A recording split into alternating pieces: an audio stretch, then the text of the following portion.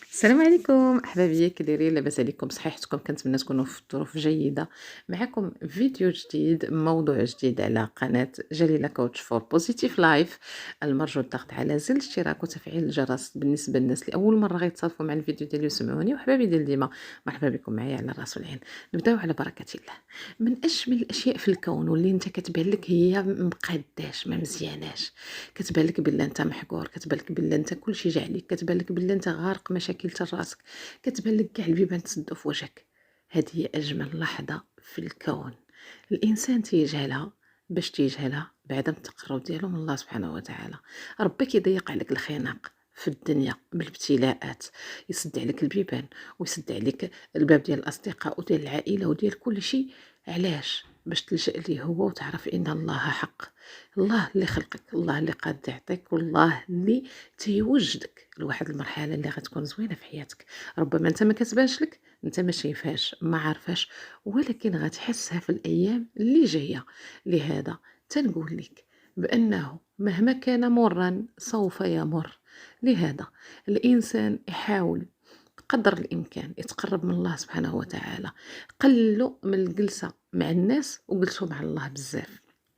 قد ما جلستي مع الله، قد ما اكتشفتي بزاف د الحوايج زوينين، قد ما لقيتي الراحه النفسيه ديالك، قد ما الروح ديالتك تتسمع لأبعد الحدود. لهذا الإنسان فيه لحم ودم وعظم، وعندنا واحد الجسد. هذاك الجسد المادي كيحتاج الماء والماكلة باش يعيش.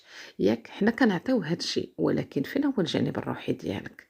الروح ديالتك باش عايشة في هذا الكون ما كتغديهاش. باش نغديوها كاين بزاف د الحوايج باش نغديوها.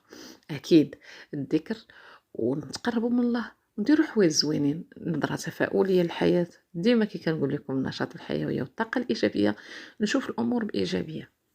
اكيد غيدوز عليا وقت خايب، غادي نبكي، غادي نسوفري، ولكن انا اللي بيدي العصا السحريه باش نقدر ندير طق نخرج من هذاك الشيء اللي انا فيه، باش بالتقرب من الله سبحانه وتعالى في جميع المواقف ديالك. شتي لك انت غادي تنوض غير تمد كاس الماء لشي حد، سير على نيه انك غدير صدقه ويحتسب لك داك الكاس الماء اللي سقيتيه لشي حد سخرتي له صدقه، لانه هادو حوايج بساط وحنا غافلين عليهم.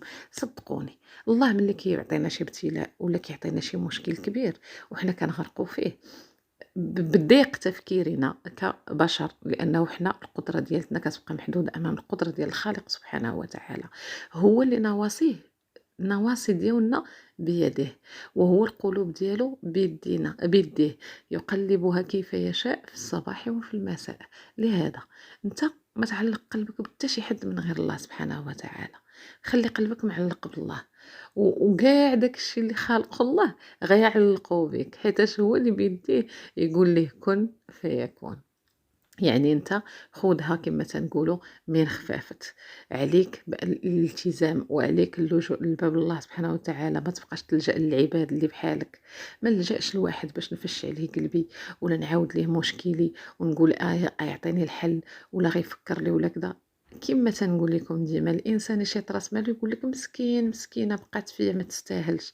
هذه هضره ديالت السلبيه. اوكي، هذه هضره انت كتحس براسك فرغتي واحد الطاقه. سي فري كو الانسان خصو يهضر، عنده مشكل خصو يهضر، خصو يفرغ، ولكن خصنا نختاروا الاشخاص اللي غيكونوا يعطيونا الايجابيه من بعد ما يسمعونا، الاشخاص اللي غيكونوا حنان علينا من بعد ما يسمعونا، ماشي ينتقدونا ويبقاو يزيدوا علينا اللوم ويطرحوا في الاسئله اللي ما تدي ما تجيب. الانسان طاح في مشكل، المشكل فات، عفى الله عما سلف، نيكست ندوزو للخطوه التاليه. الخطوه التاليه هي هذيك اللي ربي يضيق عليك فيها الخناق باش تلجأ ليهم. اللي كتلجأ ليه كتشوف العجائب ديال القدره ديال الله سبحانه وتعالى، بانه كان كيوجدك لواحد المرحله زوينه ما عمرك كنتي تحلم تعيشها او توصل ليها. لهذا من هذا المنبر هذا بزاف ديال الطاقه الايجابيه، بزاف ديال التحفيز باش تغذي الجانب الروحي ديالك، حيت هو اللي خصو الغذاء، ماشي الجسم المادي اللي انت عايش فيه. اوكي، الروح ديالك تتعيش في واحد لوكور اللي هو انت خلاها واحد. نقول لكم واحد المستملحه قبل ما نقطع، خلى هذاك قال لي راه ماشي انت كتغسل يديك، انت كتفرج في يديك وهما كيغسلوا بعضياتهم. اذا الروح موجوده. خليت لكم الراحه.